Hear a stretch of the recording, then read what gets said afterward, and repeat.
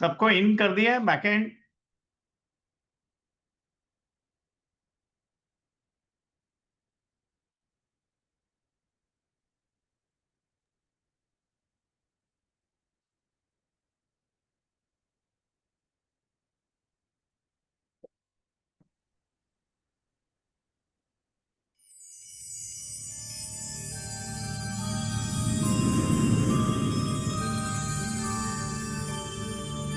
य एष सुप्तेषु जाग्रति य एष सुप्तेषु जाग्रति कामं कामं कामं कामपुरुषो पुरुषो निर्विमाणः निर्विमाणः तदेव शुक्रं तदेव शुक्रदब्रह्मा तद्ब्रह्मा तदेवामृतमुच्यते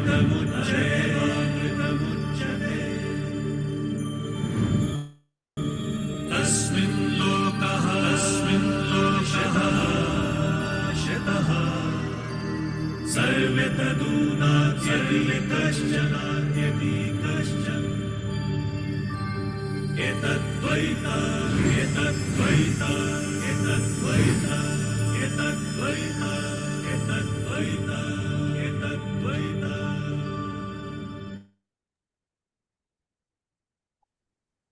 So a warm welcome to everyone.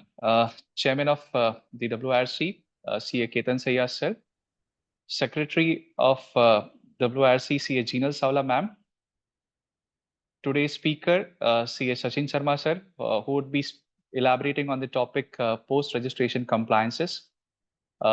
Volunteer students, Team Vikasa, and all my dear friends. I once again welcome you all to this series on Real Estate Regulation Act, that is RERA.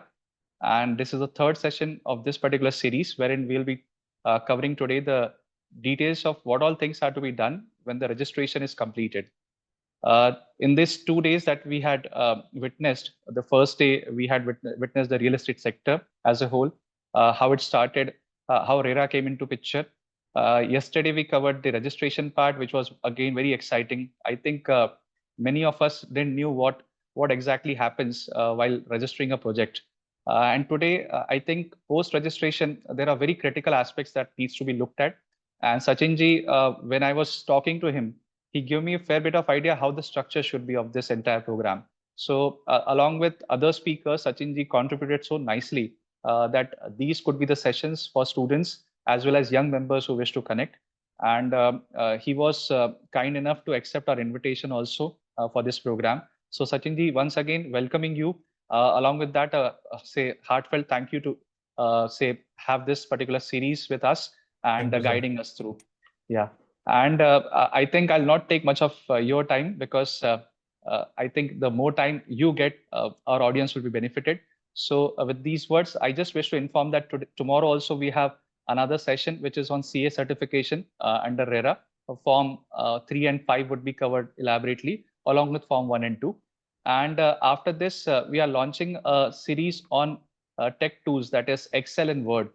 So next week from Monday onwards, we have 4 sessions which are planned on Excel, say basics to advanced, which students normally use and they wish to understand how to get into it. So I think Excel tools are something which everyone should know, be it a student or member. But this specific series is for students wherein the everyday work that they do would be much easier after attending this series. So we will be floating the flag today itself. And I'll request everyone to please stay with the efforts of Vikasa WRC so that you also encourage us when you come here and make our sessions more, it is actually more interesting. So once again, I'll request and urge everyone to please join. Also on 31st of this month, that is 31st of May, we have a seminar on capital markets, which is happening in physical mode. And this is happening at the BKC, that is Mandragudla building of ours, ICA Bhavan at WRC. So I'll request everyone to please join there as well. We have excellent line of speakers who are coming up with 4 different sessions, beginning from value investing, locating multi-baggers, and also a session on AI and innovation in investing. Along with that, fundamental and technical analysis would be also touched upon. So these are the say programs that are happening in this particular month. I'll request to please stay with the efforts of Vikasa WRC. And with these words, I wish you all a very happy learning. Over to you, Chairman Sir, for your kind words. May I request Secretary CA Jinal Savla, since he is here, may I Yeah, request yes. to address us. Yeah. My mistake, sir. Jinal ma'am, please. Thank you, Chairman Sir, and thank you, Vikasa Chairman, for the opportunity. Friends, first of all, our whatever our profession is all of learning and upskilling. So our dynamic region chairman, CA Ketan Sayya Sir, is completely on it, and he has planned n number of activities and initiatives. And with this, Vikasa Chairman, again, dynamic CA Jitendra Sanglani Sir, has there is a calendar full of activities, full of initiatives. So looking forward for your active participation, and Vikasa being the best CASA is keeping no stone unturned. So with this, wishing you a very happy learning and all the very best. Thank you. Over to you, Ketan sir. Thank you so much, Jinal Madam. Our today's worthy speaker, Sachin Bhai, knowing him since quite long.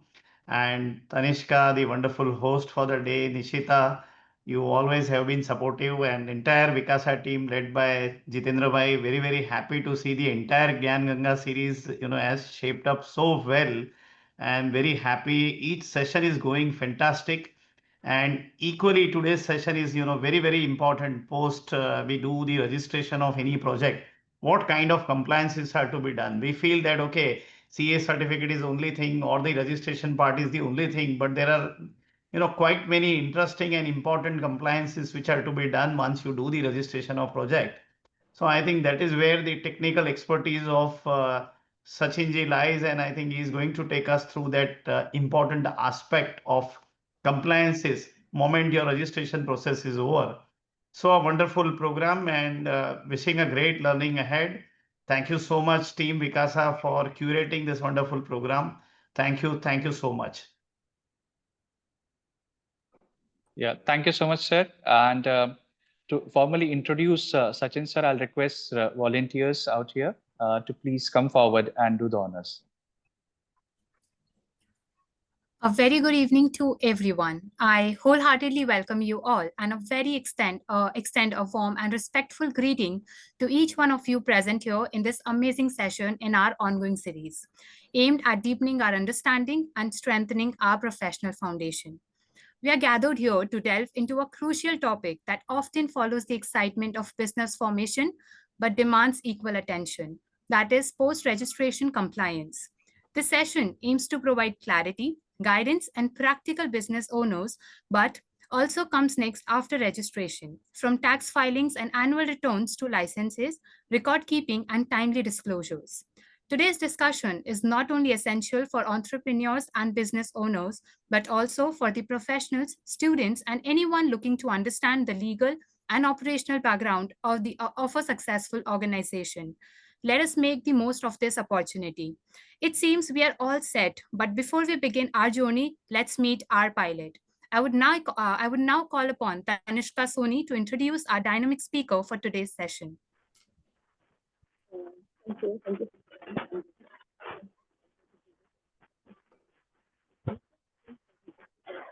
Tanishka, there is an audio problem. You're not audible.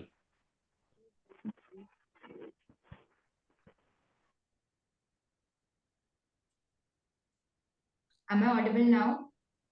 Yeah, better. Okay, thank you for the warm handover.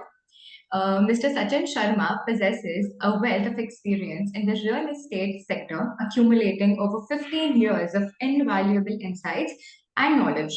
His multifaceted skills have positioned himself as a notable figure within the industry, earning recognition from his proficiency in regulatory compliance, particularly within the Real Estate Regulatory Authority, widely known as RERA. Mr. Sharma is a fellow member of the Institute of Chartered Accountants of India, a qualification that is a testament of his unwavering commitment to the professional excellence and adherence to the highest ethical standard in the field of accountancy. As a qualified information systems auditor, DISK, He brings a unique and a highly valued blend of financial acumen and technological understanding, crucial for today's digitally driven business environment. His certification as a forensic accountant underscores his exceptional ability to apply accounting principles in investigation, litigation, support, and fraud prevention, showcasing his dedication to upholding the highest standard of financial integrity. With more than 15 years of dedicated to the real estate sector, Mr. Sharma has developed a profound and in-depth understanding of the industry's intricacies, encompassing financial management and regulatory compliance. Mr. Sharma is widely recognized as a RERA specialist in the real estate sector, demonstrating exceptional expertise in navigating the complexities of RERA regulations. His advisory role in ensuring compliance has proven instrumental for numerous real estate projects. He was an active participant in the National RERA workshop held in Hyderabad in October 2023 alongside key regulators and stakeholders from across India. Further demonstrating his leadership, he was a delegate at the annual meet of All India Forum of Real Estate Regulatory Authorities in Kodaikanal, Tamil Nadu in July 2024, representing a select group of 20 chartered accountants from across the country. A distinguished faculty member, Mr. Sharma regularly contributes his extensive expertise in RERA-related topics to various professional forums. Once again, we extend a heartfelt thank you to Mr. Sharma for gracing us with your presence today. We look forward to gaining from your valuable insights. Please welcome our esteemed speaker, C.A. Sachin Sharma. Over to you, sir. Yep. Thank you, Ketanji. Thank you, Jitendraji. Thank you, Nishita. Thank you, Tanishka. Thank you so much. Thank you for welcoming me and having me on this particular wonderful seminar organized by Vikasa. Good evening, everyone. So, I need to start my screen, right? Yes, sir. You can just try sharing it once.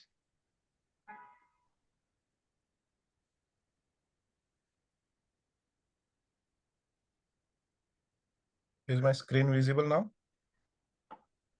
Yes, Sachinji, very much. Okay.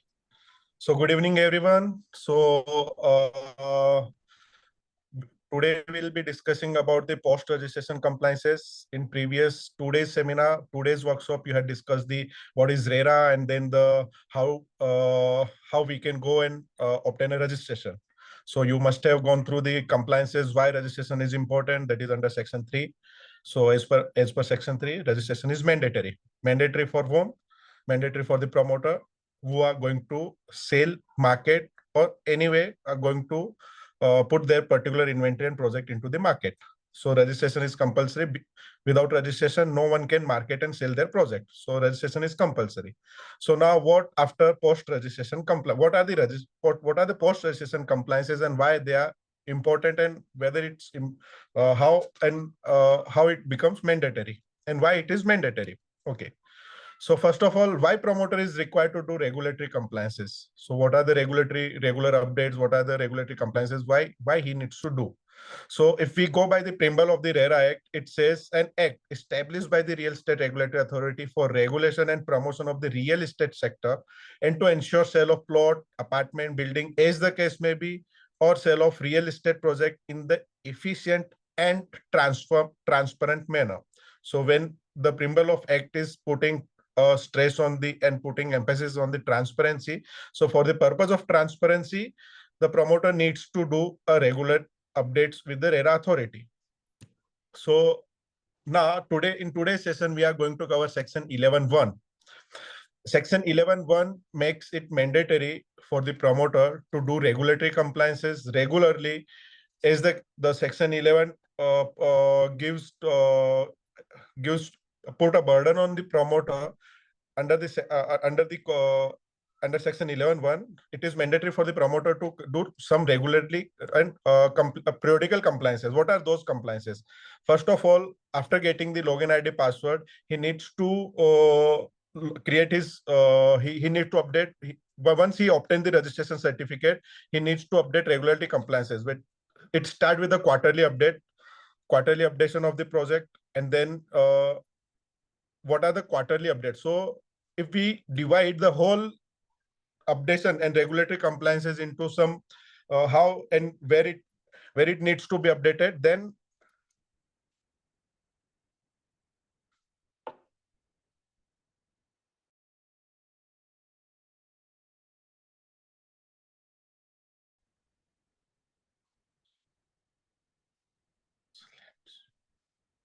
hello.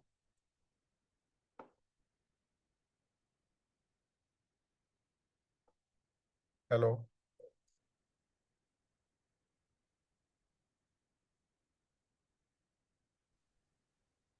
Yes, sir. Am I audible now? I think some issue is there. I'm not able to. Yes, sir. You are audible.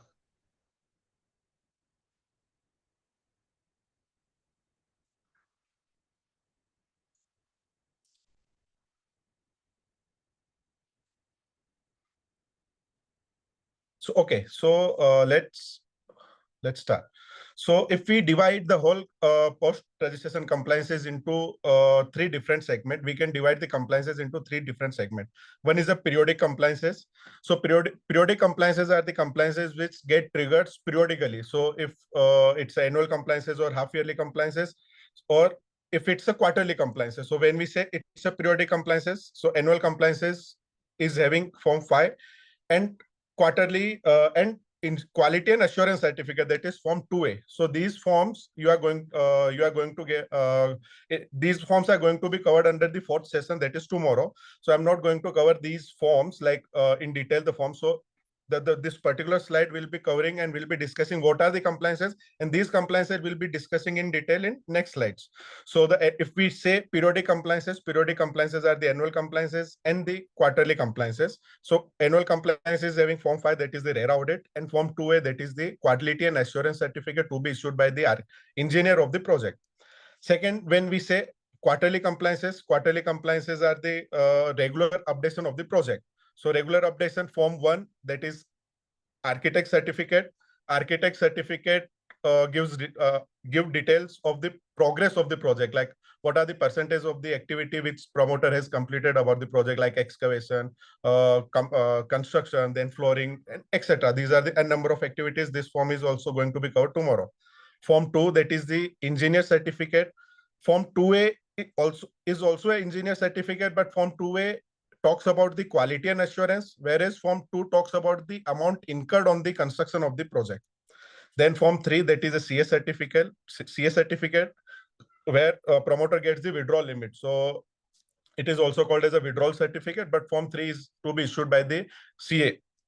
And then sold and unsold, that is the inventory status. So what is the status of the project? How many inventories are there? How many it got sold? So if we see the quarterly compliances, it emphasizes on the progress of the project. So it starts from the architect, which certifies the progress and the activity completed. Form 2, that talks about the amount which has already spent on the project. Form 3 is having two different parts. One is the amount which has already incurred and amount the promoter has spent on the project, and amount which he has withdrawn. And then fourth one is about the inventory. Kitna mal tha, kitna bech diya. So it's about the inventory. So these are the periodic compliances. These compliances getting triggered at the periodically. So quarterly compliances getting triggered once the quarter ends, and the annual compliances annually. So earlier Form 2A, that is quality and assurance certificate, it was annually, but because of the previous amendment, so the authority has made it mandatory for the half yearly. Then compliances come ad hoc compliances. Ad hoc compliances are the compliances which gets triggered on happening of particular one event. So what events can be like? So one is the change in financial encumbrances. So I'll be covering it slowly. So what is financial encumbrances? So we'll be covering it in detail. So change in financial encumbrances, like what are the project finances and project loans which promoter has obtained for the project.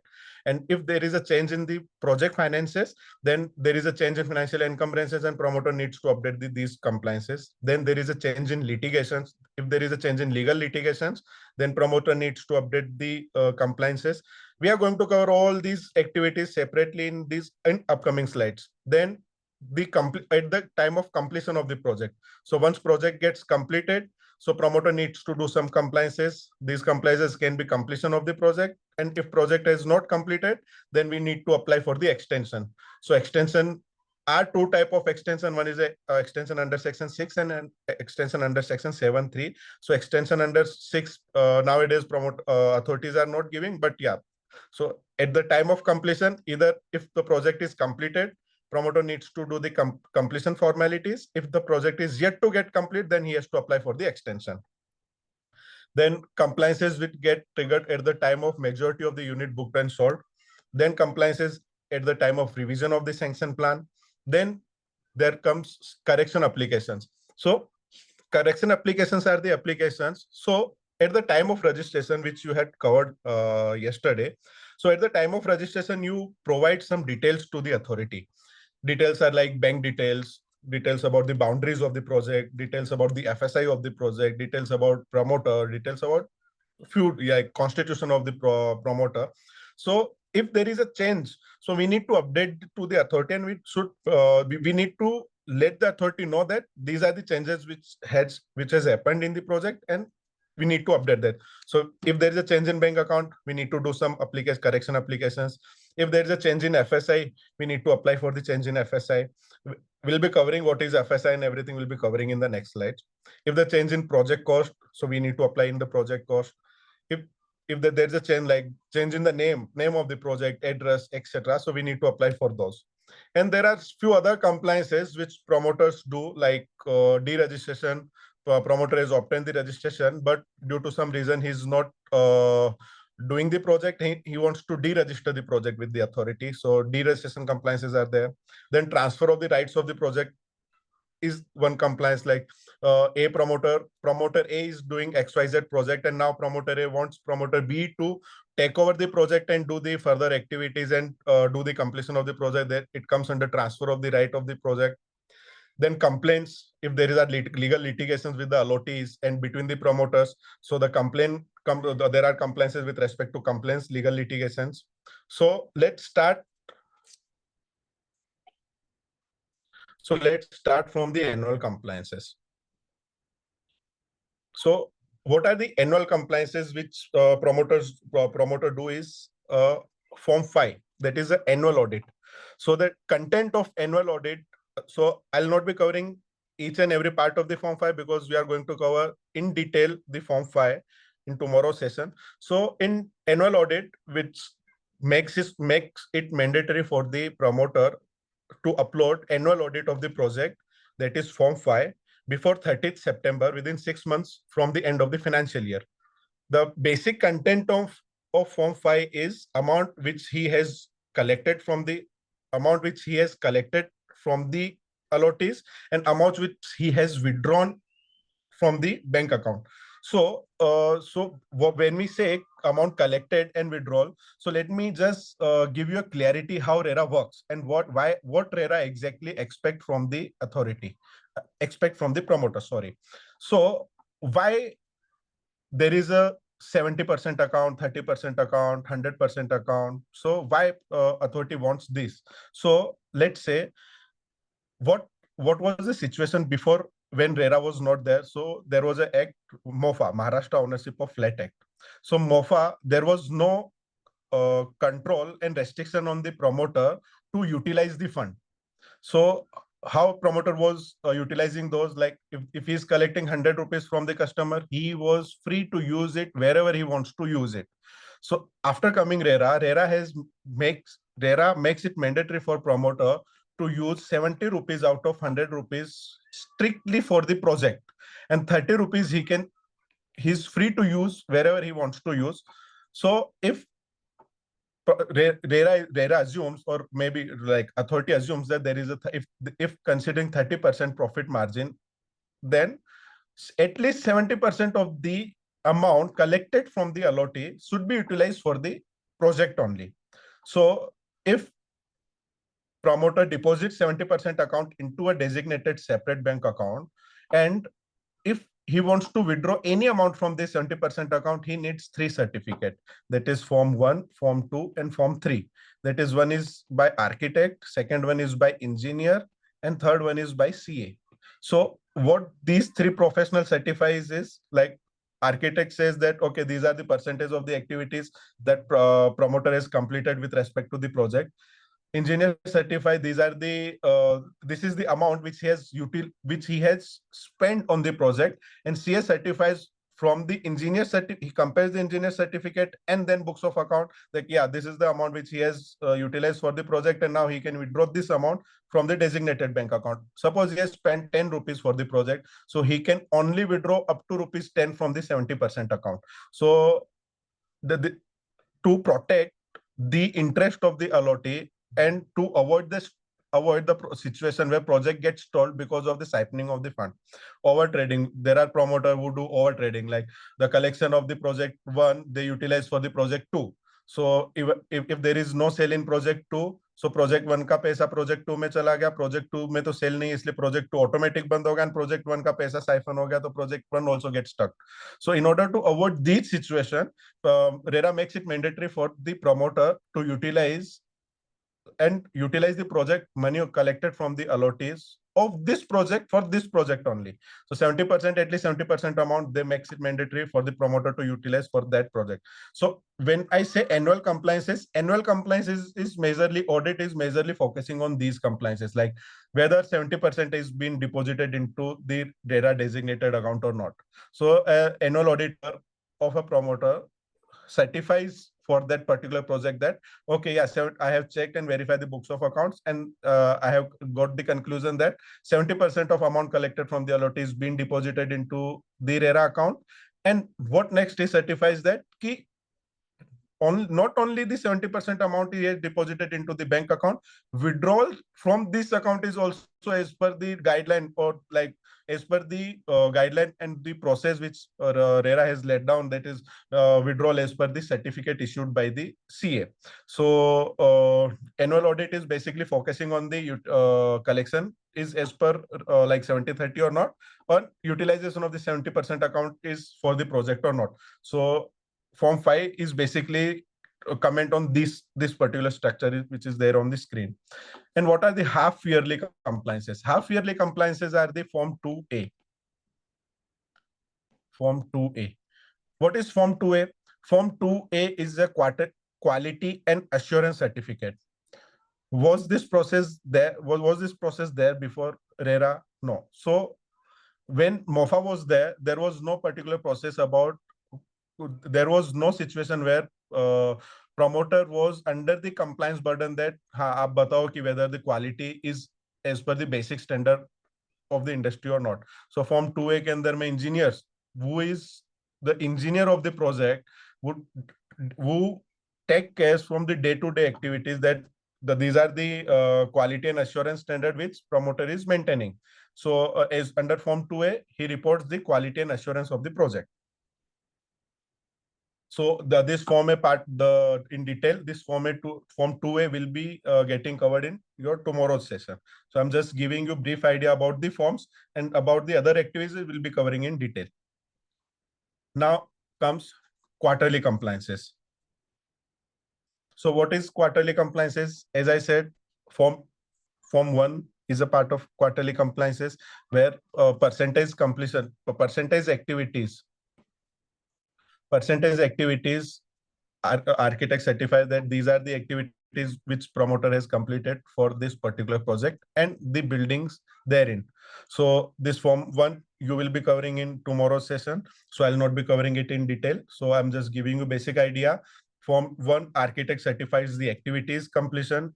Form 2, that is the engineer certificate, where engineer certifies the construction, the amount which promoter has spent or promoter has incurred for that particular project. So since engineer is the person who takes care of day-to-day activities of the project, he knows it better that what are the amount which promoter has spent. Then comes Form 3, that is CS certificate. CS certificate is having two parts. Part 1 consists of cost. Cost also consists of cost is also, there are two types of cost. One is a estimated cost and second one is a incurred cost.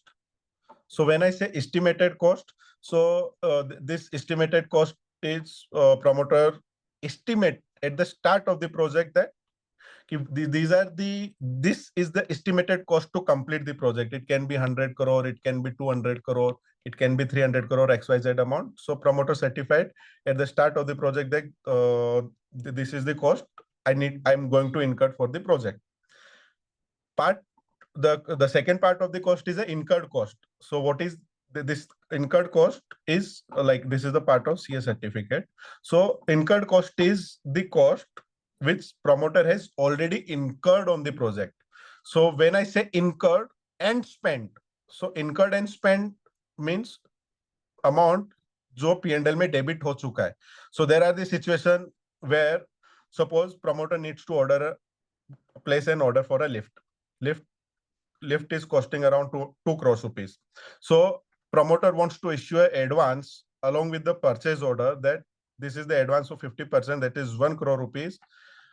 1 crore rupees he has spent, but he has not incurred because amount the incurred lift ka bill aayega, lift deliver hoga, lift install hoga, then the amount will be considered under form 2 and the form 2 the amount incurred as per form 2 and amount incurred as per form 3, the lower of either two will be considered for the withdrawal purpose. So you will be covering it in tomorrow's session. Then the second part talks about the inventory, the CA certificate. The first part talks about the cost. Second part talks about the inventory of the project. So inventory of the project means what are the units in the project and how out of those units, how many units promoter has already been sold at what rate, and how much amount he has collected. And if it's unsold, what is the valuation of the inventory? So form 3 consists of 2 parts. So you'll be covering it in detail in tomorrow's session. And the last quarterly compliance is that inventory detail. So status of the inventory, like kitna mal becha hai, kitna unsold hai. So form 1 is a progress of the project. Form 2 and 3 in jointly talks about the amount incurred and the expenses incurred for the project. And form 3 and declaration of sold unsold jointly talks about the inventory status. So form 3 के अंदर में दो part है. One is having linkage with form 2 and another one is having linkage with the inventory detail, that is a declaration of sold unsold. So if you see the consolidated these 4 documents, so these 4 documents specifically and mainly talks about the status and the progress of the project. So quarterly progress report, it calls the quarterly compliance called as a QPR, quarterly progress report. So these are the 4 documents which we upload at the time of quarterly compliances. So you'll be about 3 documents. You will be getting it will be these documents will be getting covered in tomorrow's session. Then what is declaration of sold unsold and why it is important? So first of all, you have covered the definition of carpet area and what are the part we cover under declaration of sold unsold. So declaration of sold unsold is to be uploaded by a promoter of the project and not by the any professional, like not by the architect, CA or engineer of the project. So what are the important content of this particular declaration? One is a carpet area. So you must have the definition of carpet area must have been covered in your first session when Bhavesh sir has taken this particular session, that is a carpet area. So what is carpet area? Carpet area is a net usable floor area of the unit. This is the net usable floor area of the unit, excluding, so they say it specifically say excluding the area covered under external walls. So these are the external walls of the unit. So it will get excluded. Excluding external walls, excluding the area under service shaft, exclusive balcony or veranda. So if this particular is having, so like these are the rooms, living area, and this is the terrace or balcony, whatever. So you have to cover the area under this part also. If suppose this is the kitchen and this is the dry balcony, so you have to exclude this part also from the definition of carpet area. So what would be my carpet area now is this area under this part, this part, this part, this, and it also includes the internal wall. So this is internal wall, this internal wall, this is also a internal wall, this also internal wall, this also internal wall. So carpet area, when we say carpet area, so carpet area is well defined under the act. Carpet area is a net usable floor area excluding external walls and terraces and service aft and balconies.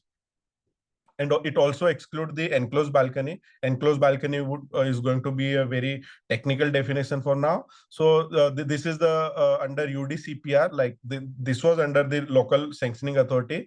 There was some area which promoter can enclose. So normally, and balcony needs to be open. So under the development control rule, हर एक city, हर एक state के एक development control rules होते हैं.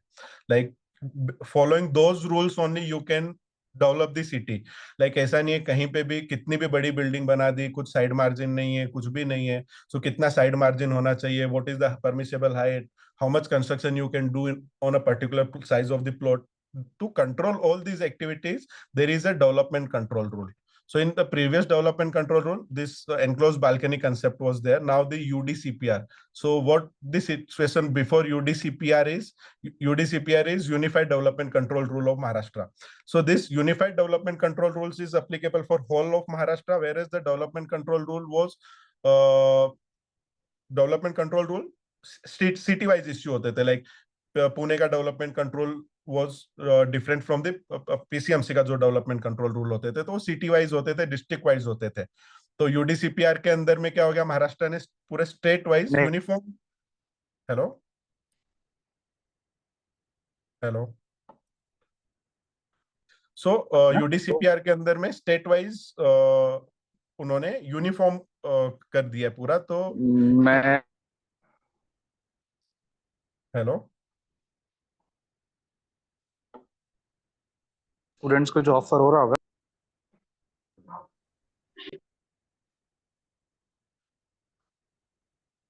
Hello, someone wants to talk? Okay. So इसके अंदर में सबसे पहले आता है carpet area. So it should come from the carpet area, must be from the architect certified seat. So a person who is a chartered accountant or a student cannot read the sanction plan that effectively that an architect can do. So we should obtain a certified sheet from the architect that what is the exact carpet area of the unit as per RERA. So what architect will do? Architect will give you a table certifying that this is the carpet area, this is the internal wall, this is the external wall, these are the area falling under the balcony, terraces and enclosed balcony, whatever may be the heading and title of that area, and the breakup of the net usable floor area. So he'll give you a certified copy. You have to pick the carpet area from that, because RERA is specifically asking about carpet area. So you have to check it from the sanction and the architect sheet. Second, in case of sold unit, ask for the index 2 copies. So there are the situation where promoter said that I have sold this particular unit, but he's not having any index 2 copies or any registered document of that. So we have to check with the index 2 that whether this particular unit is sold or not, and if sold, then on which date the particular agreement got executed for that particular unit. So we should ask for the index 2 copies from the promoter. Give the effect of all the cancellation. So there are the situation where promoter, that particular allottee or customer has booked particular unit with the project, and due to any XYZ reason, he don't want to continue with the project and he wants to withdraw from the project. So all those cancellation, we should consider and give effect to those cancellation. Unless until a full amount promoter is refunding to the allottee, the interest of allottee will remain and intact in the project. So suppose Mr. A has booked a unit with the promoter for 1 crore rupees and he has paid 5 lakhs rupees for that particular apartment. And now he wants to withdraw from the project, and promoter and allottee has agreed that the promoter will refund rupees 5 lakhs to the allottee and he'll do the cancellation. So unless until 5 lakhs rupees promoter refund to the allotee, the interest of allotee will be there, and he cannot be treated as cancelled unit unless until he is getting and his claim is getting settled in total. Now, it is very important to note that give effect to what are the treatment we should give to the unit allotted to the landowner. Now, so what are the situation where landowner get the unit? So if we see the transaction, so there are situations where promoter, there are two types of transaction which particular real estate industry have. One is the promoter is only the landowner, like ABC Limited, उसने land purchase किया, ABC Limited ही land develop कर रही है. So these are the outright transactions. Outright, that promoter has obtained the rights of the land and now he is only developing the project. Now, what are the second situations? Second situation is the landowners are different from the promoter. So there are situations like redevelopment. Redevelopment के case में society is the land owner of the land, whereas the promoter is the developer is the promoter of the project. So society अपना redevelopment के लिए land देती है promoter को, and promoter उसको develop करता है. The vice versa, particular Mr. A is the owner of the land and Mr. A ने ABC Limited को land दिया है to develop that particular project. So the second situation goes like this. So when a landowner gives his land to the promoter, against the compensation, he expect 2-3 things. Like there can be a transaction where it's an area sharing. Like agar 100 units ban rahi hai, so landowner is saying, okay, we'll be sharing the inventory.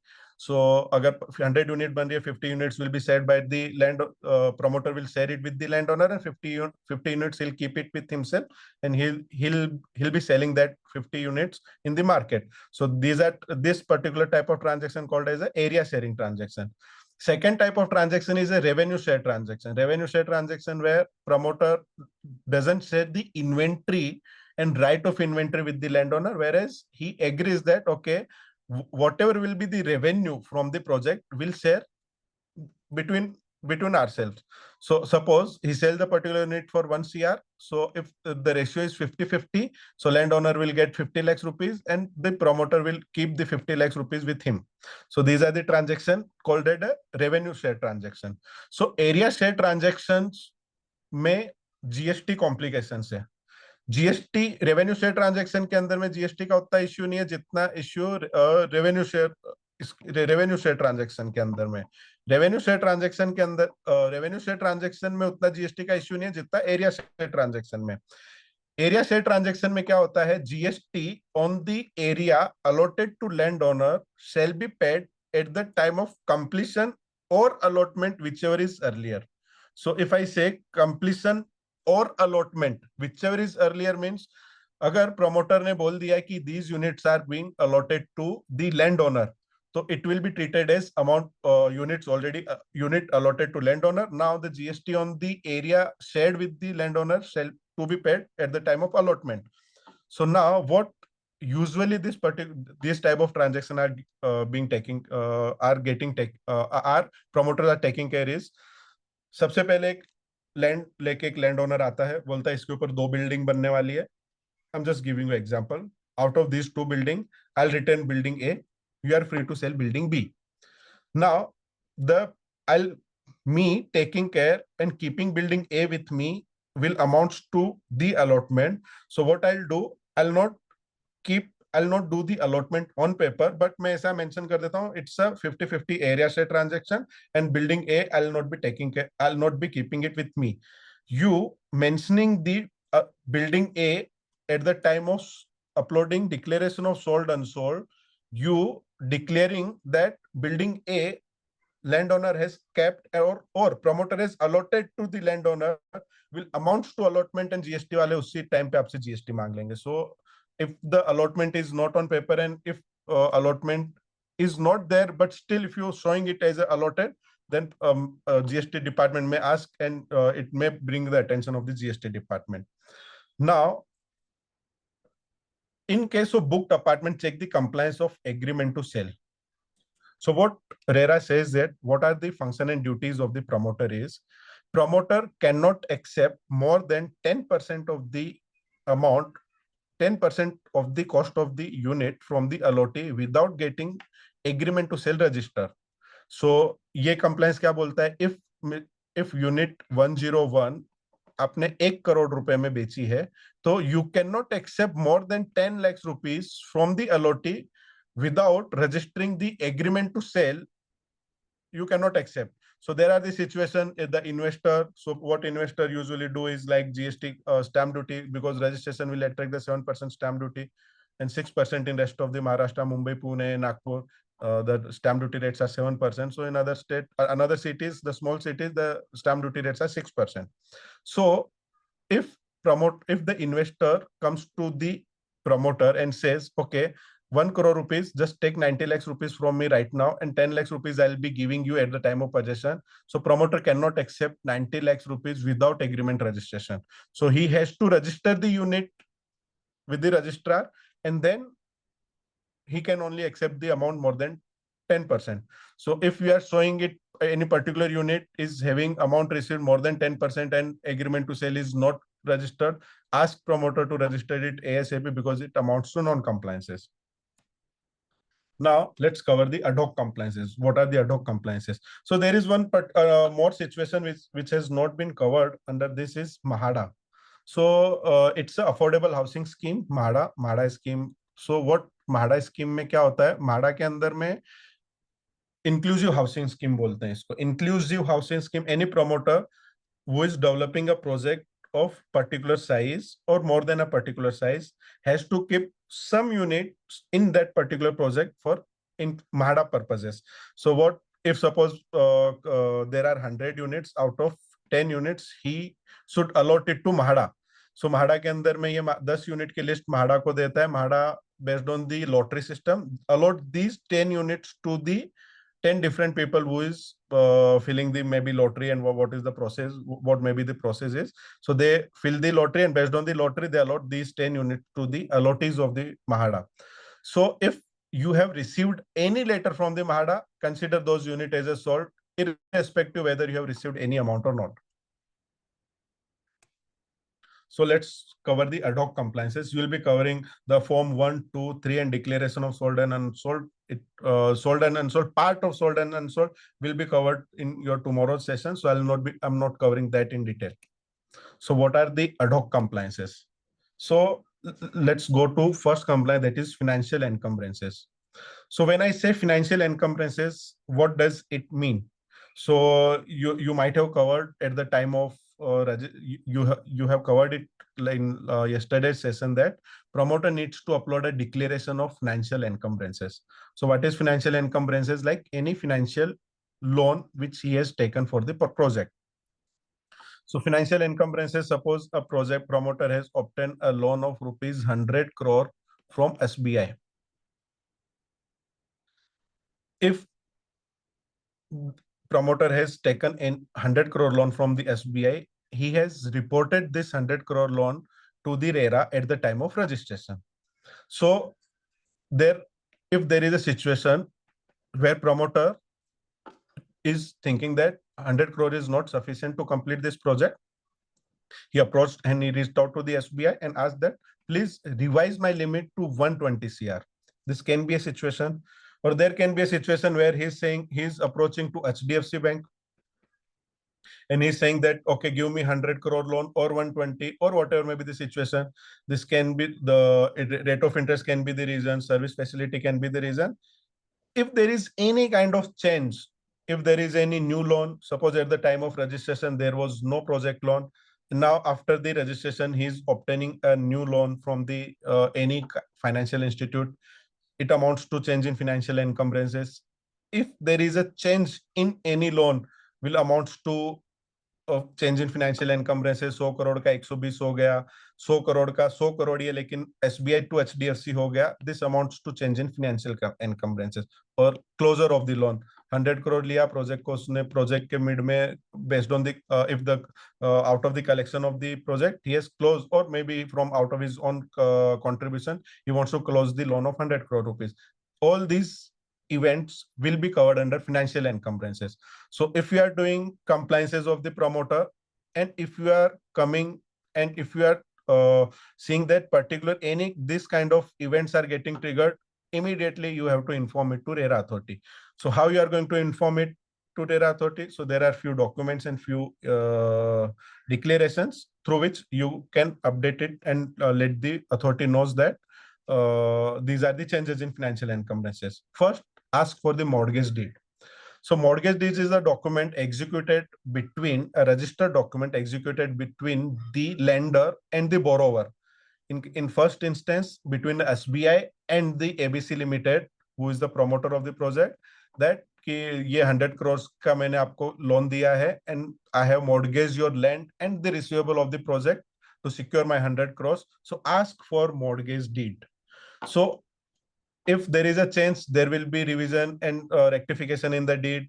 Additional charges will be created, so additional charge deed will be there. If there is a change in financial institute directly, so there will be a closure of the earlier mortgage deed and there will be a new mortgage deed with the HDFC Bank. So ask for the mortgage deed before proceeding with any kind of. If you are if you have got the mortgage deed, you'll understand that what are the exact changes in the financial encumbrances. In case of takeover of the loan, ask for the release deed and the new hypothecation deed. So in case of takeover of the loan, ask for the release deed and hypothecation deed. Declaration of financial encumbrances. This declaration is by the promoter to the authority on the letter of the promoter that these are the changes and this is the new situation about my project. Like मेरे HDFC का 100 crore है या 120 crore है. If there is no financial encumbrance, I have settled all the loan and my project is free from all the financial encumbrances. So a declaration stating the changes. Revised legal title report. So in legal title report, advocate certifies that there are the land is having particular charges. So land is not free. There are charges of the financial institute on the legal title report and financial charges of hypothecation deed के through create होते हैं. तो hypothecation deed का reference legal title report में आता है. So ask for the revised legal title report and then revised form B. That form B you might have covered in last session that what is form B, and at the time of registration you declare in form B that my land is free or free from all the encumbrances, or if there are encumbrances, we mention the encumbrances in form B. Asset-based CERSAI report. So CERSAI is a central registry which keeps the security register of central registry. It keeps this register of all the charges. So CERSAI, all the final students शायद आपके law के अंदर में भी CERSAI act होगा. तो CERSAI के अंदर में सेंट्रल रजिस्ट्री के अंदर में ये चार्जेस चढ़ाते हैं. So ask for this asset-based CERSAI report. This is a technical document, but ask for this asset-based CERSAI report and upload asset-based CERSAI report to the authority. Revised form B, revised legal title report, and declaration of financial encumbrances. These 4 documents we should upload to let the authority know there is a change in financial encumbrances. Now let's go to legal encumbrances. So what is legal encumbrances? Legal encumbrances talks about any litigation in the project. So legal encumbrances, so check out the litigations. How you can check the litigation? Go and ask for the legal title report. If there are litigation, legal title report, you'll get it note what are the litigation in the project. If there is any change in legal litigation, suppose district court में आपका case चालू था, district court से case आपका settle हो गया, injunction order pass हो गया या फिर इंटरिम ऑर्डर पास हो गया, या फिर डिस्ट्रिक्ट कोर्ट का केस आप जीत गए या हार गए, या फिर आपने अपील कर दी, आपने प्रमोटर ने अपील नहीं की, second party might have approach to the higher authorities, higher court that to appeal the previous order passed by the lower court. So if there is any changes in the legal title and legal status and legal litigations, we should update it through legal encumbrances. So ask for a legal title report, check the legal title report, ask for the revised legal title report, declaration of this is the not the word is the legal encumbrances. So declaration of legal encumbrances and legal revised Form B. So you can update it through these documents. You can let the authority know about what are the changes in the legal status of the project. Now, completion formalities. So you have covered it in last session that at the time of registration, promoter declare a date by which he will complete the project. He declared that date at the time of registration. So if I'm registering a project right now, or it's today's date, I'm giving a date of 36 months. Okay, by March 28, I'll be completing this project. So at March 28 or even before March 28, promoter, by looking at the progress of the project, can understand whether he'll be able to complete the project on time or not. If at the time of completion date or any time before the completion date, if he thinks that he's not able to complete the project, he should apply for the extension to avoid any non-compliances and further litigations between allotee and the promoter. And if he is able to complete the project on time, he has to do the completion formalities. So what are these completion formalities? Check out the OC. So what is OC? OC is an occupancy certificate. Occupancy certificate. So if you read the whole act, there are two types of certificates which particular real estate industry always talk, or this act is also mentioning. That is, one is a CC, completion certificate. One is the OC, that is a occupancy certificate. So what is CC and OC? CC is a completion certificate, OC is a occupancy certificate. And what is difference between all these two is, completion certificate talks about that this particular project is completed in all aspects as per the sanction plan issued by the local authority. Who issues completion certificate? The architect of the project issues the completion certificate. So, कौन सा form है? By form 4. By form 4, he issues completion certificate.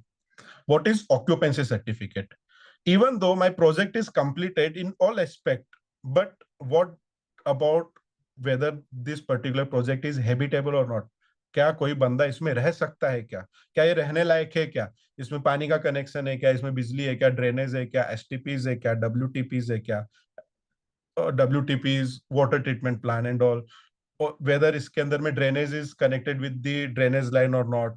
So ये issue करता है local authority. Local authority, after receiving a completion certificate from the architect and a application from the promoter that my project is completed in all aspects, please come and see and check that my project is completed, and then issue me occupancy certificate.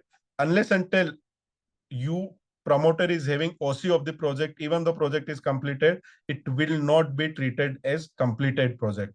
So the only and foremost important document to treat the project completed is OC, that is occupancy certificate. Now, what is the format of occupancy certificate? Occupancy certificate may authorities certifies that unit number 1212101 से लेके unit number 110, that these are the 10 units are ready to occupy, and these are the habitable units. So जो 10 unit आपको issue हुई है, वो 10 unit का ही अगर आपका प्रोजेक्ट है, so compare it with the plan. If your plan is having 11 units and your OC is having reference of 10 units, your project will not be treated as completed project. If your project is having 11 units and you have an OC of 11 units, then only your project will be treated as completed project. So check out the OC, check the OC and compare it with the sanction plan and RERA registration. RERA में आपने कितने unit दिखाए थे कि आपका project consist of what? Compare it with the sanction plan. Your plan is also having those units only, and compare it with the occupancy certificate, whether we have received the OC of those units or not. Second, in case of part OC and the layout. So let me give it in, let me cover it for you. So, okay. So there is a situation.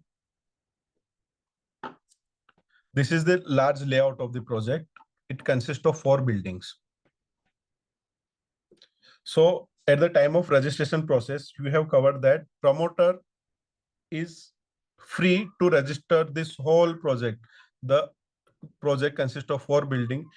He is free to register in a single registration, single phase as a single phase, and also he is free to register these 4 particular building into different phases. Like he can register it at phase 1, phase 2, phase 3, phase 4, or any combination. Like phase 1 can consist of building A and B, and phase 1 may consist of A and C. Phase 1 may consist of building A, and the phase 2 may consist of remaining 3 building. So any combination and permutation of including all these 4 building, he can register it as a single phase, or up to 4 phases he can register. So you need to check whether if your project one, if your project is having, if your project consists of 1 building as a project 1. Let's assume by the situation that promoter has registered all these 4 building into 4 different projects. You have obtained the registration from the authority, and you have got the registration, 4 different registration number for all these 4 projects.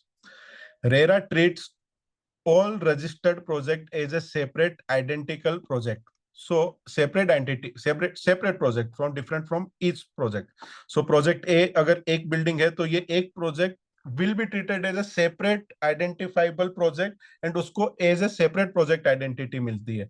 तो जब तक A building पूरी complete नहीं होती है तब तक A building का project complete count नहीं होगा. Suppose इसके अंदर में 10 यूनिट है, अगर आपके 10 के 10 के OC आ गए तब ये project completed count होगा. तो अब आपके पास में, अगर आपके पास में अभी ऑक्यूपेंसी सर्टिफिकेट पे तो पार्ट ओसी लिखा होगा. Your if it's in Marathi, it will be having a title of Bhag Bhogavta Patra. Bhogavta Patra is a Marathi term. Bhogavta Patra means completion occupancy certificate. So Bhag Bhogavta Patra means part. The title says part completion certificate. Authority may ask you a declaration that where, even though the OC is a part OC of this whole project at large, but still this is a full OC of this particular building. So अगर 10 unit आपके पास 40 unit है, you might be having OC of 10 unit, but it's a full OC for this particular project building A. So building A का OC आपको एक declaration देना होगा कि building A consists of 10 unit. I have received the OC of 10 these 10 units, though it's a part completion certificate, but it's a full completion certificate for this particular project. So we need to upload a clarification about that. Then conveyance of the building and layout. Okay, this is again very important. So what do you mean by conveyance? Conveyance is a transfer of the rights. Transfer of the rights from promoter to the association of the allottee.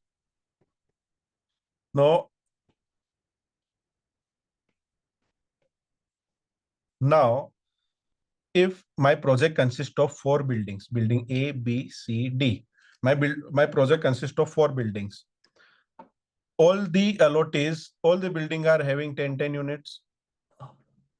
If you are a customer, you are buying through agreement to sell, you are buying a right in that particular unit. So now, if you are a customer of unit number 101, you have a right to own and you have a title of unit number 101. Now, who is a owner of this particular land? जो ये area जो building के बाहर है, who is the owner of this particular land? Is particular land का owner है builder, the promoter, who is the actual owner of this land right now. But how this land will get transferred from builder to the society? It gets transferred through conveyance deed. So जो conveyance deed है इसके through transfer होता है. Now there are 2 situations. Situation one is my building A is completed, but building B, C, D is yet the work is still going. So what RERA says is, in case, so there are 2 type of conveyance. One type of conveyance is the conveyance of the building and structure, and second is the right of land. So अगर building and structure का अगर मुझे convince करना है, so I can convince it to the society without transferring the rights of the land. So in case the whole project, the right of the land will, the promoter needs to transfer only after obtaining the full OC. So in case of part OC where promoter is completed building A, he should only transfer the right of the structure and the building to the society, not the whole right of the land. So land, the right of the land shall be conveyed after the getting the full OC. So if you are having OC, you should transfer the right of building and land also. So ask for the conveyance deed. So unless until your conveyance is been done, your project cannot be treated as completed project. So extension formalities.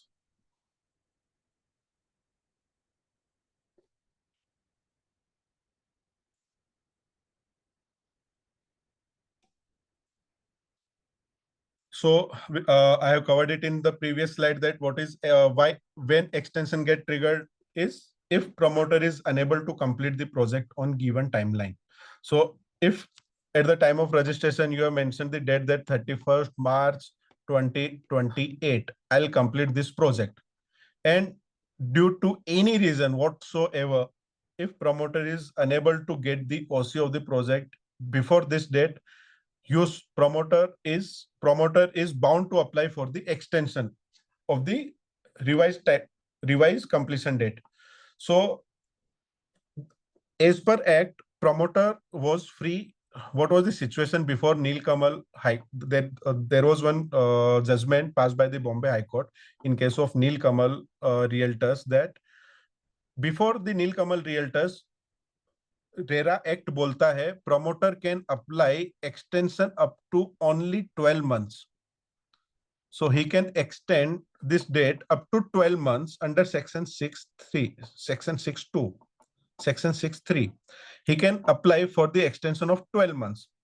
So अगर 31st March 2028 तक project खत्म नहीं हुआ तो he can apply for the extension for 31st March 29. This was the previous situation. So after this particular act got implemented, there was situation got started arising that it is really impossible for the genuine promoter. There are situations which are beyond of his control. वो cases के case में अगर project उसका complete 12 महीने में भी नहीं हुआ तो क्या, तो वो situation, this particular event and situation was not got addressed and covered in RERA Act. So वहां पे बॉम्बे हाई कोर्ट ने एक इंस्ट्रक्शन दिया महारेरा अथॉरिटी को कि in order to avoid the hardship of the promoter, RERA authority should allow an extension under section 7.2. What section 7.2 talks is कि after obtaining consent of majority of the allottees, that is 51%, it can be 50.01 also, but after obtaining a consent of majority of the allottee, promoter can apply for the extension of the project in case of on reasonable grounds for the reasonable extension. So now there are two situations: RERA extension under section 6.3 and extension under section 7.2. ये दोनों situation, section 6.3 is a one-time activity. Promoter can apply for the extension of 12 months. यहाँ पे section 6.3 के अंदर में consent of allottee was not required, but section 7.2 के अंदर में consent of allottee is mandatory. Section 6.2 promoter can apply for the extension up to 12 months. Section 7.2 के अंदर में any number of months on the ground of reasonability, promoter was free to choose the extended date. Now, in previous 3-4 months, authority had stopped giving extension under section 6.3. So without consent extension are nowadays from authorities are not issuing. So you have to apply under extension under section 7.2 only. 7.2, the basic condition is get a consent of 51% allottees, consent from 51% allottees that I want to extend the RERA timeline. So understand the status of the project is very important to understand what extended date you should mention in the extension form. So now I'll cover the second situation after some time, the situation where allottees are not supporting the extension. So what are the documentation you should submit along with the extension application is application form E is well prescribed in RERA form. That form E, it is a basic form stating that I want to apply for the extension. These are the grounds. Please allow me extension. Form B, which have a revised completion date and consents from 51% allottees. Along with these 4 documents, you should submit application to RERA authority that please issue me an extension. Authorities will check the consents, whether consents are in line with the requirement, Form B, Form E, and application, and they'll grant you the extension. Now, what about the situation where allottees are not supporting the extension? Now, what about if promoter is unable to get 51% consents from the allottee? So, in this case also, in order to see the RERA is to promote the real estate industry at large. RERA wants to promote this industry. If there are situations where allottees are not giving 51% consent, the project will get stalled.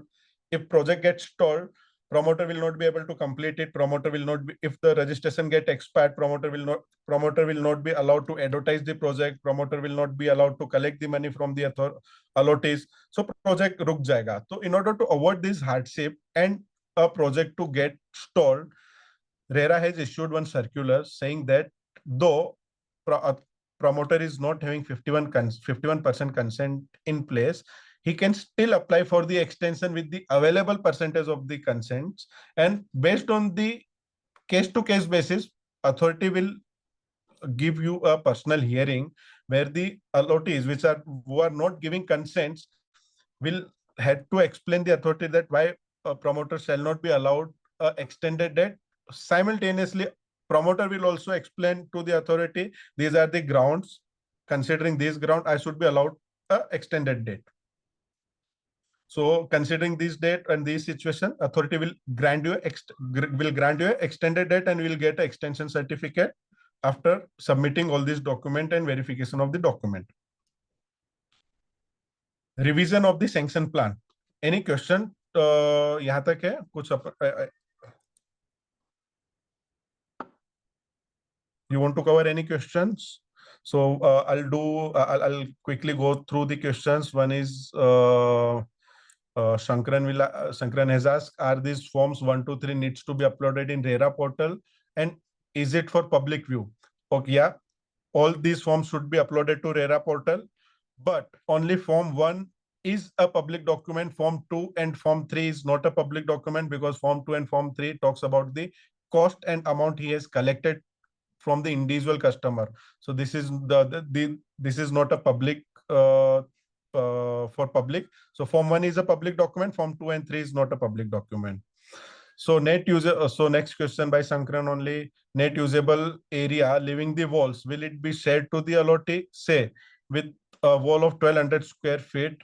We don't know the wall thickness. It may be 1200 square feet. How it is to be ascertained? So that's why I'm asking you, get a certificate from the architect of the architect of the project. Architect knows better than what thickness he has assumed for that particular sanctioning purpose. Can developer change the plan after obtaining the CC and filing Form 4? Should he need to inform the allottee? If not, what are the rights of the allottee against the promoter? So, Sankran, this is this situation I'll be covering in next slides. Though land is of one project, can promoter allot parking from B building, allottee A in a building? Yes, promoter. Yes, allotment of parking is there are specific rules in the RERA how and where a parking should be allotted. So I'll cover this this answer after end of this session. In case of transfer of the land by promoter to society by way of conveyance deed, will stamp duty applicable on that deed? Yes, stamp duty is applicable. Who will bear the said stamp duty? Promoter only pays the stamp duty. In case of deemed conveyance, there are different situations. So it's not, it's a very technical thing. Stamp duty is applicable, yes. Anonymous attendee, building A registered with one date of completion and building B with another date, 50% is relevant to the particular building or the whole project of the ABCD building. Okay, so in this case, consent of buildings covered under that registration. So registration के time पे आपने mention किया है whether all these 4 buildings are part of this registration or 2 buildings are the part of this registration. So if you say, if we assume that we have 4 buildings having 4 different dates, then allotee of that particular unit, that particular building or project जिसकी date change करनी है, उस building और उस project के allotees की consents लगेगी. How many months before he has to apply for extension? Any time limit? He can apply. RERA says before expiry of the project, he should apply for the extension. But considering the approval, because submission of the application for extension is not a guarantee that you will get an extension. So a reasonable time before get expiry of the project, you should apply for the extension, like maybe 3 months or 4 months, because before 3 or 4 months, you have a clear idea whether I'll be able to complete this project in 3 months or 4 months or not. So you should apply considering the reasonability. Will there be a GST on MHADA property since no payment is received? MHADA, there will be MHADA allottees give payment to the builders, लेकिन वो एक कम amount पे होता है, एक concessional rate पे दिया जाता है. So consideration is involve in MHADA. So yes, if there is a consideration, GST will be applicable. Form E and Form CA Subham Sontakke, Form E and Form B stand for. So Form B and Form E are the name of the form. Form B talks about there are condition of and there are declaration by the promoter that I'll do this, I'll do that. That's a standard declaration. We don't. Form E and Form B are the standard documents, standard form where fill in the blanks promoter do and apply for the extension. So after this question, I'll take the further question after the second part. So let's start the presentation again. So revision of the sanction plan. So the question of whether he can change the plan or not. So revision of sanction plan. This section 14(2), that is change in structure and layout of the project. Section 14(2) talks about this. So sanction plan के अंदर में why revision trigger होता है और कौन सी ऐसी situation है जहां पे revision trigger होता है. तो first situation is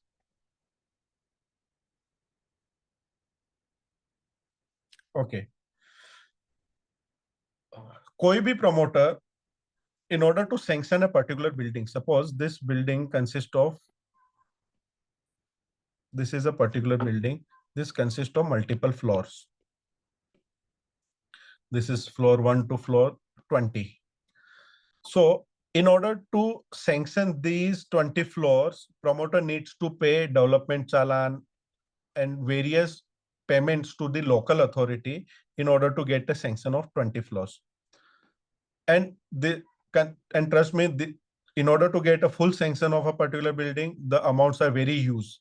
The amount and challenge which he pays to the local authority, like whoever, like Bombay Municipal Corporation, Pune Municipal Corporation, and whoever build the local authority, the challenges are very huge. So what promoter does is he get a sanction up to lower floor, maybe of like if on all these 20 floor, considering 10 units on each floor, if project consists of 200 units. So on all these 200 units, वो एक बार में नहीं करवाता है. Suppose उसने 7 floor तक उसने sanction करवाई 70 units. After selling these units and after amount collecting from allottees, he pay further challenge to the local authority, and he gets the upper floor sanction. It can be, he might get the whole building sanctioned in 2 phases or 2 part or 3 part. And if the promoter is having huge fund lying with him, he can get the sanction in one go also. But considering the fund outflow and the use outflow at the initial stage, most of the promoter avoids getting the full sanction at one go. They get the sanction in phase-wise manner. So first of all, you should understand the current and future planning of the promoter. You should sit with the promoter and understand how you are going to get the sanction, like whether you are going to get the sanction at one go or you are going to get the sanction in multiple go. So understand that. Why it is important, we are covering it next stage. Compare it with the FSI promoter have declared at the time of registration. You have covered it in last workshop that registration के time पे आप FSI declare करते हो. FSI stand for floor space index. Floor space index मतलब particular unit, अगर ये particular floor है, this is floor, तो ये फ्लोर के ऊपर में आप कितना कंस्ट्रक्शन करने वाले हो. सो दिस, ये जो है इसको पेरिफेरी, पी लाइन, अभी यूडीसीपीआर में इसको it is called as a P line. P line mean periphery of this particular floor. Suppose ये टोटल है 5000 square feet. So 5,000 square feet into 20 floors becomes 1 lakh square feet. So 1 lakh square feet is आपकी FSI of this particular. FSI is having different calculation altogether. Let's not, for the purpose of understanding, I'm not going into a sanctioning and FSI के जो norms है उसके अंदर में, it is very detailed and lengthy and technical thing. So let's consider only you have a 5,000 square feet FSI for each floor, and if your building consists of 20 floors, you have 1 lakh square feet for one building. And if your project consists of 4 buildings, so 1 lakh into 4, your project consists of 4 lakh square feet. So compare it with the FSI promoter have declared at the time of registration. अब उसने एक building का registration लिया, उसने बोला my current sanction is consist of, if we assume that 7th floor is a first go sanction, उसने declare किया 35,000 is a sanctioned FSI plus 65,000 is a proposed FSI. So 35 is a sanctioned FSI, 65 is a proposed FSI. Based on that, he has declared at the time of registration that these are my sanctioned FSI and these are my proposed FSI. Now there can be a situation if promoter completes the project in 95,000 square feet, in 1 lakh square feet, or there might be a situation where he is not able to complete in 1 lakh square feet, और वो 1,10,000 square feet का ऊपर और 2 floor बना दिए उसने, ऊपर उसने और 2 फ्लोर बना दिए. तो ऊपर और 2 फ्लोर बना दिए तो भी now your FSI become, total FSI become 1,10,000 square feet. So compare the FSI with the promoter which he has declared at the time of registration. So whenever you receive a sanction plan, suppose you have received a sanction plan of 1,10,000 square feet. Now promoter has obtained the full sanction of the project. Now you have received the full sanction plan, and by reading the sanction plan, you have got to know that promoter has got the sanction of 1,10,000 square feet in this particular building or project. Now compare it with the project and the RERA portal, and if your RERA portal, the promoter has declared at the time of registration that you will use 1 lakh square feet for this project, and your project you have got sanction of 1,10,000 square feet. In that case, you have to apply for the increase of the FSI that fall under change in structure. क्यों structure change trigger हो गया? आपने ऊपर 2 floor और बनाने वाले हो, ऊपर 2 फ्लोर बनाने वाले हो, section 14(2) gets triggered, and section 14(2) के अंदर में 2/3 consent from the allotee is mandatory. That in order to do a change in structure for upper floors, you have to apply for the correction application along with a consent from 2/3 allottees. So these are the situation where section 14(2) में 2 situations cover है जो consents trigger करवाती है. One is a change in layout, change in structure जो मैंने अभी आपको बोला. Second one is a change in layout. Change in layout कब होता है? जब आपका ये लेआउट है, यहाँ पे 4 बिल्डिंग है, 1 2 3 4. सपोज प्रमोटर को बीच में एक 5वीं बिल्डिंग बनानी है, तो this amounts to change in layout. You cannot do this without obtaining 2/3 consent from the existing allotee. You might have heard a twin tower case Noida का, जहाँ पे 2 बिल्डिंग डिमोलिशन का सुप्रीम कोर्ट का ऑर्डर आया था. सुप्रीम कोर्ट के order में 2 building का डिमोलिश कर दिया गया था. दैट वाज बिकॉज वहां पे कंसेंट्स नहीं थी, और वहां पे उसने proper consents from the allottee उसने बिल्डिंग बना दी थी वहां पे. सो चेंज इन लेआउट के अंदर में भी कंसेंट्स कंपलसरी है, and this is also a serious offence. Without obtaining a consent, you cannot apply for the revision. Like, though Act says the prior consent is required, but at least you should have a consent in place. So situation where section 14(2) is getting triggered, understand what kind of revision he has obtained from the authority. Like upper floor extend किया है, floor की plinth बढ़ाई है, या फिर additional building altogether is coming up in your layout. So think about and read the plan, understand whether section 14.2 is getting triggered. If section 14.2 is getting triggered, obtain consents from the allotee to approve those changes. Compare the revision plan with the previous sanction plan and understand change in layout, change in previous sanction unit, change in the carpet area of previous sanction unit. And based on these changes, if at all consents is getting triggered, section 14.2 is getting triggered, you have to get the consents. You have to start obtaining the consent from the 2/3 of the allottees. Apply for correction in case there is a change in cost or FSI. अब ऊपर के 2 floor बड़े हैं तो cost भी बढ़ेगी, but obvious है. So apply for the change in cost and FSI. Now miscellaneous correction applications. So miscellaneous correction application, registration के time पे you have declared that these are my 70, these are my 100, 70, 30 account. Any change in 70, 30 account, you have to inform it to other authorities. What are the documents you should submit along with the correction application form 3? You will be studying this form 3 in tomorrow's session. An affidavit saying from which bank to which bank you are transferring your banking, and a correction application.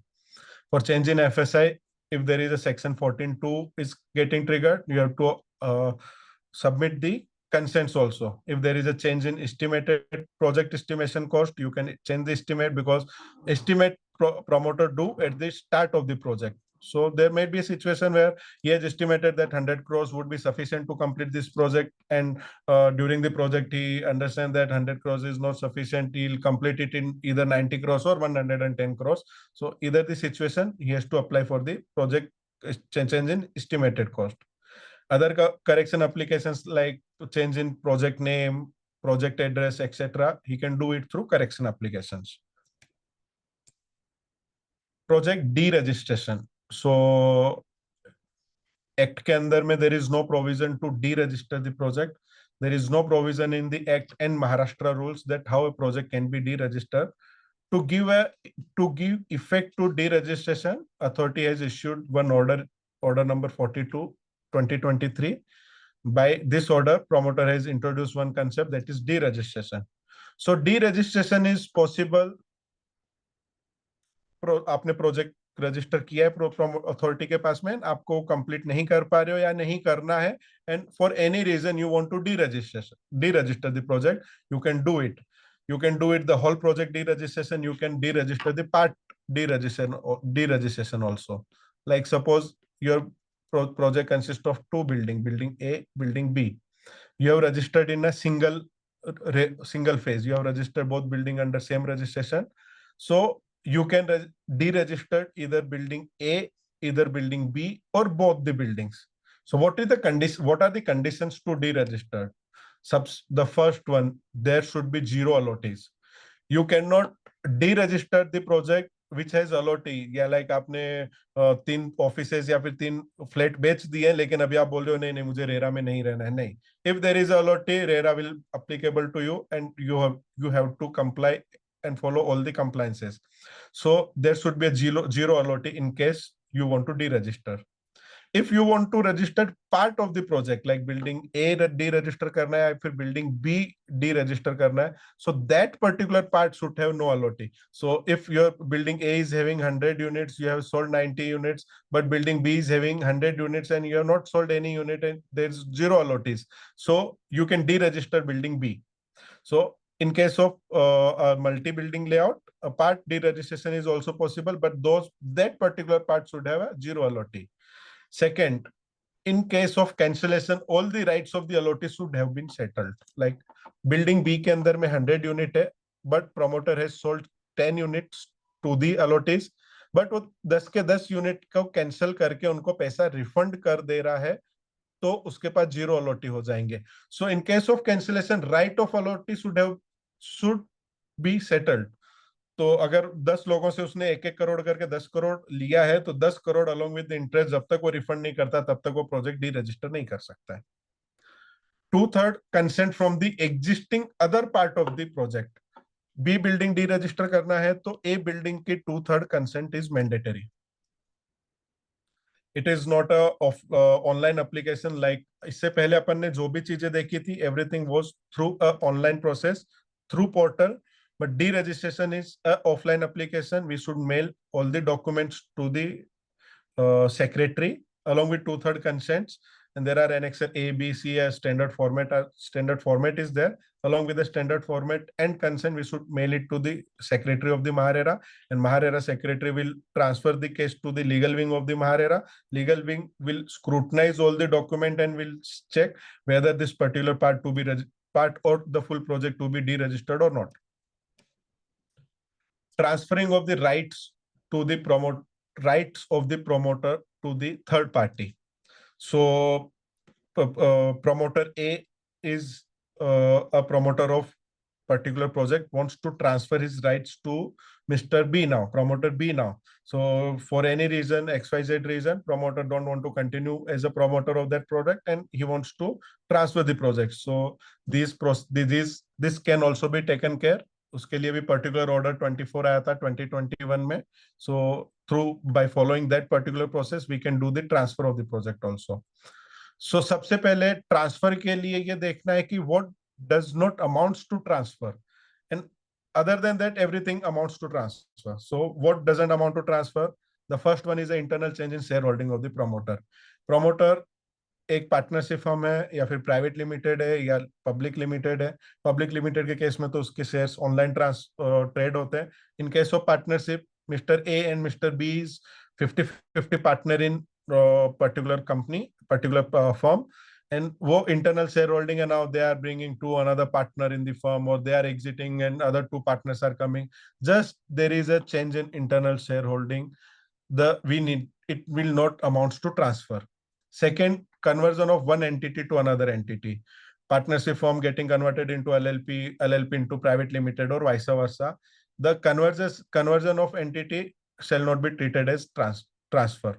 Second, amalgamation and merger, which is not treated and regarded as a transfer as per Section 48, Section 47 of the Income Tax Act, shall not be treated as transfer. So भले ही ये transfer trigger नहीं होगा, अगर ये transfer trigger हो रहा है, suppose एक पर्टिकुलर कंपनी, एक पर्टिकुलर पार्टनरशिप फर्म ने या पर्टिकुलर एलएलपी ने, एक एंटिटी ने दूसरी एंटिटी को ऑल टुगेदर प्रोजेक्ट ही बेच दिया है कि these are the balance receivable of the project and these are the unsold inventory.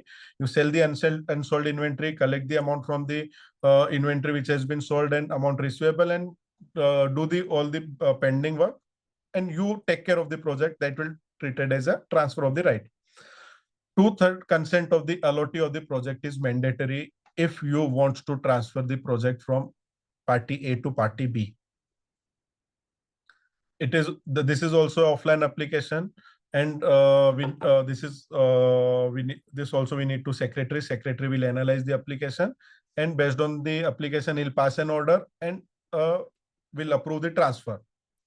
Cases where transfer is initiated by third party like investor, creditor, or operation or enforcing of the security, like NCLT project promoter debt में चला गया, NPA हो गया, and उसके बाद में creditors ने NCLT के through project take over कर लिया. So in that case, no consents will be required from the allottees, and direct along with the order passed by the NCLT or any enforcing authorities, we can get the project transferred. So these are the compliances which I have covered in detail. So any question, any specific question you want, any specific question you want me to answer?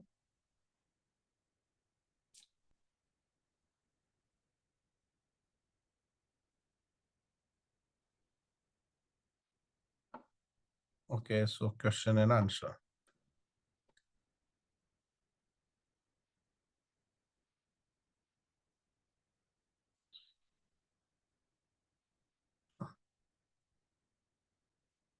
Okay, so Dhruvika has asked, if extension is not granted, what happened with the project?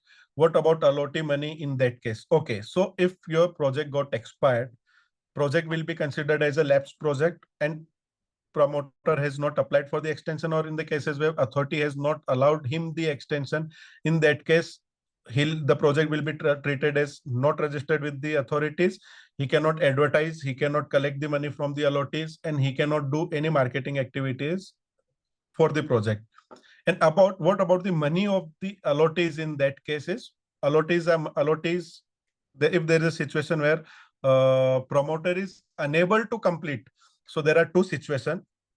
There are two rights which allottees get. One is as per Section 18. Section 18 delay possession, promoter allottee can ask compensation and the interest for the delay period, and he can even discontinue from the project also. आपका 1 करोड़ रुपए आपने का unit था 90 lakhs, you had paid 90 lakhs to the promoter, and now looking at the delay, you don't want to continue with the project. You can file a complaint under Section 18. You can ask the RERA authority to pass an order where RERA authority will award you compensation with that is interest along with your principal. You can withdraw from the project, and if you want to continue, then also right of claiming interest of under Section 18 is there with you. There are few situations where promoter is absconding, promoter is unable to complete, promoter is bankrupt, promoter is unsound mind, promoter is not there. In that case, there is a provision in RERA Act where association of allottees all together collectively can ask and file a complaint against the promoter with the RERA authority and can take over the project. Balance activity वो खत्म करेंगे और balance पैसा वो डालेंगे, balance unsold inventory वो sell out करेंगे, and association of allottee can also appoint a contractor and take over the project also.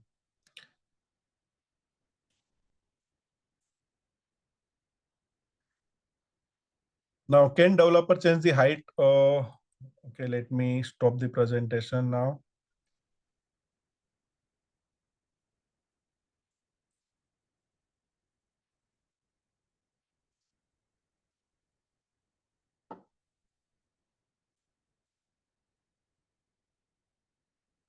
Hello.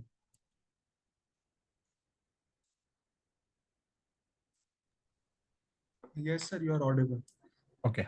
So next question is, can promoter change the height of different floors due to height restriction of the building? Okay. So in case promoter wants to change the height of the building, this will be treated as change in structure. If promoter has declared the height in your agreement to sell or in a sanction layout, whatever, he cannot change the height of the building. If he has declared that, okay, I'll be going up to 100 meters and 100 meters ki meri building banegi, and he is constructing up to 100 floors, it will not be treated as change in structure.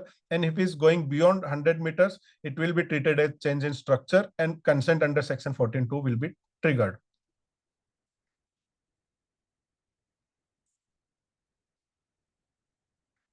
Again, is it 2/3 consent of the respective building of the allottee, or each building of the if each building has separate RERA registration? So promoter needs to obtain the consent from, in case of change in structure, promoter needs to obtain the consents from the allottee of that building or that registration. If that particular registration is having 4 buildings, so he need to obtain the consent from 2/3 allottee of that particular registration. Is there any limit on number of times promoter can apply for the revision of the parameters of the project? No, there is no such limit imposed on the promoter that for these many times only he can apply for the extension or revision in any kind of thing. Within what time period is project revision, say FSI granted? If rejected, can promoter reapply or has to demolish certain part to come within the limit of the FSI? Okay, so there are no situations jahan pe abhi tak promoter has voluntarily demolished the building or anything. Demolition order should come from the authority, like who is having authority to pass that judgment of demolition. Time limit to apply for the change in FSI is before completion. You should complete the project as what you have got sanctioned. So completion से पहले आपको चीज करना होता है. ATS on 10%, what, like Dhruvik again, if extension is not granted, what happens to the project? What, ठीक है. Okay, ATS on 10%, mean of what? 10% of the cost of the unit. If you are buying a unit of 1 crore, so you cannot accept more than 10% of 1 crore, you cannot accept more than 10% of 1 crore without registering agreement to sell registered.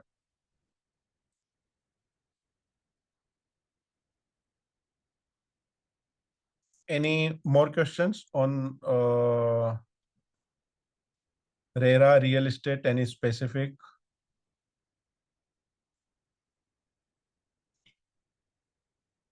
In case of transfer of land by promoter sorted by way of conveyance, I have answered this also. Sir, I guess you have covered all the questions. Is there anything we in chat?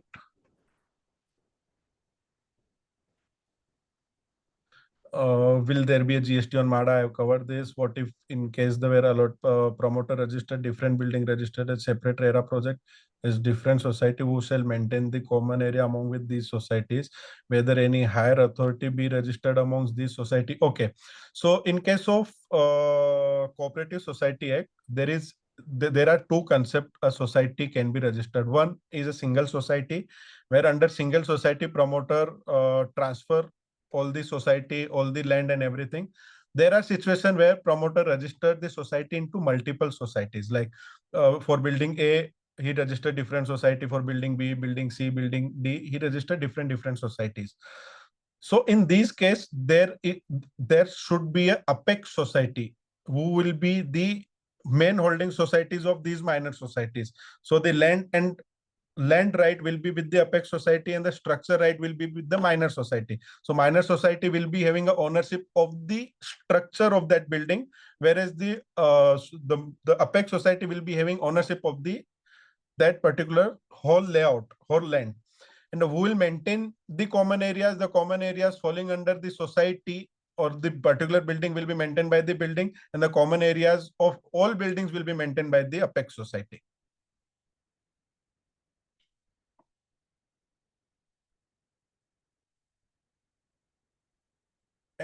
Any more questions?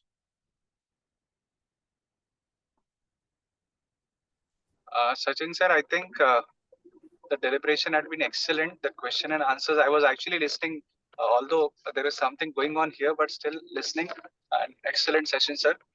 Currently driving, so I'm not able to put on the video and camera. But sir, it was excellent. There is one more question is there. It is full OC and the part OC. Please repeat full OC and part OC. So OC means OC. So sorry, Jitendra sir, to interrupt you. I'll quickly cover these two questions. One is what is full OC and the part OC. So full OC, सबसे पहले तो ये समझना जरूरी है कि OC stand for the occupancy certificate. If promoter has got the sanction of particular layout consisting of 10 buildings, 10 unit each, consist of 100 units. So जब तक 100 unit के OC occupancy certificate नहीं आता है तब तक full OC नहीं होता है वो. Part OC, a promoter can apply for the occupancy certificate of even for a single unit. So what happens in case of mixed building, like promoter is having commercial shops at the ground floor and having residential building on the upper floors. So promoter obtain the occupancy certificate for the commercial complex first and then apply for the occupancy certificate of residential building. So unless until the promoter is having OC of the units mentioned in that registration, that particular project will not be treated as completed. So if I say full OC stands for the completion of the full layout. Part OC means completion of the part layout. Now, part OC can be treated as a completion of the project as per RERA, where OC of that particular building is there, means 10 units की building है मेरे पास में और मैंने registration में एक ही building देखा है, so I'll be treated as a completed, it will be treated as a completed project for that building for the purpose of RERA. Okay, and now next question is there was an IT Act pronunciation about long-term capital gain applicability on redevelopment project beyond 3 years. Is there any update on that? Long-term capital gain तो इसके अंदर में redevelopment के case में तो जो normal redevelopment के case के अंदर में होता है, लॉन्ग टर्म कैपिटल गेन के लिए जो पहले पीरियड देखना है, फिर ट्रांसफर देखना है, if there is a transfer period is following under whether it's long term assets और शॉर्ट टर्म एसेट, एंड उसके हिसाब से जो आएगा वो redevelopment. Since redevelopment normally 30 years की ओल्ड बिल्डिंग्स के साथ में होता है, तो it will be treated as a long term gain. Can I get your number? I'll be sharing the PPT. You'll get my number.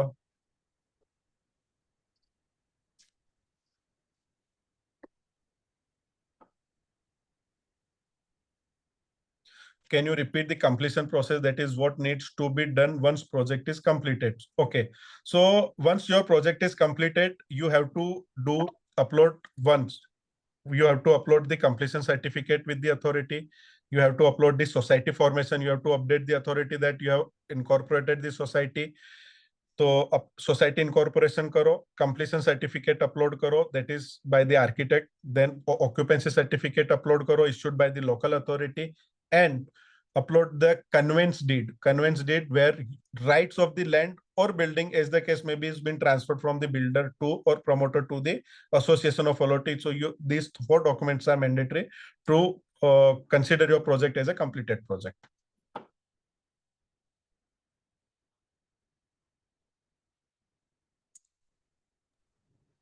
If inventory is shared with the landowner after OC and CC, what will be the GST implication, or will it be out of preview of GST, and what is the time of sharing the inventory? Okay, so GST. So GST in case of area sharing of in case of residential. Okay, again residential and commercial के case में अलग अलग है. Commercial के case के अंदर में eight the time of जेवी डॉक्यूमेंट ओनली जीएसटी ट्रिगर होता है.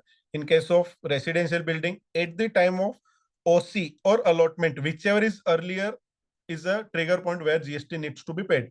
So अगर आपका OC आ गया है लेकिन अलॉटमेंट नहीं किया, तो आपको OC वाले दिन ही आपको it will be treated as GST आपको applicable हो गया है in case of inventory sharing.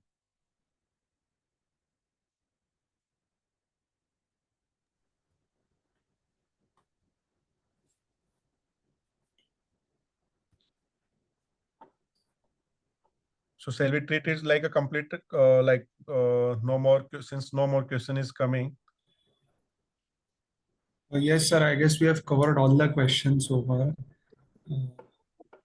Sir, Jitendra sir, would you like to say anything, or should I? Samyan, actually, I'm still driving, so I'll request you to please propose a vote of thanks. And from my side, Sachin sir, I think kudos to you. You took each and every question so nicely and so patiently. I think that was much needed, and I think agar queries solve ho jati, to the session is actually a bang on target. Right, sir. Thank you so Thank much. you so much, sir, for sparing off so much of time. So Yeah, let's Samyan, move towards please. our formal. Yes, so let's move towards our formal vote of thanks. So hi friends, a very good evening to everyone. We have kept our theme for Gyan Yagna as knowledge beyond borders. And today's session, I believe, absolutely justifies this theme, as we got to understand about the topic related to RERA, which is not discussed about regularly in our day-to-day professional journeys. Indeed, I would like to say that this session has been absolutely enriching and insightful for all of us. On behalf of the entire organizing committee, it's my absolute honor to deliver a vote of thanks for today's exceptional event. First and foremost, I extend my deepest gratitude to the visionary leaders of WRC.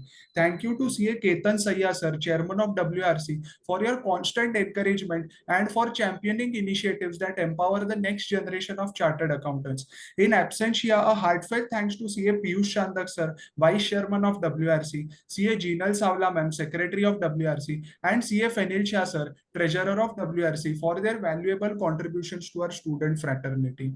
A special thank you to all the WRC Regional Council members for being the guiding force behind such meaningful student-centric events. We are also immensely thankful to our sir, beloved sir CA Jitendra Saglani sir, Chairman of Vikasa, for his constant support, vision, and dedication for our student development.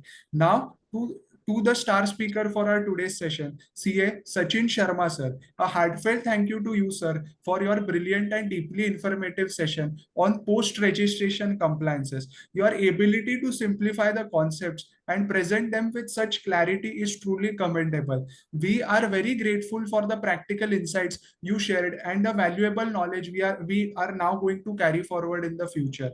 A huge shout out to all the coordinators and team members who work tirelessly behind the scenes to make this event seamless. And of course, to our wonderful audience, thank you for your enthusiasm, attention, and active participations. Events like these become meaningful because of your involvement.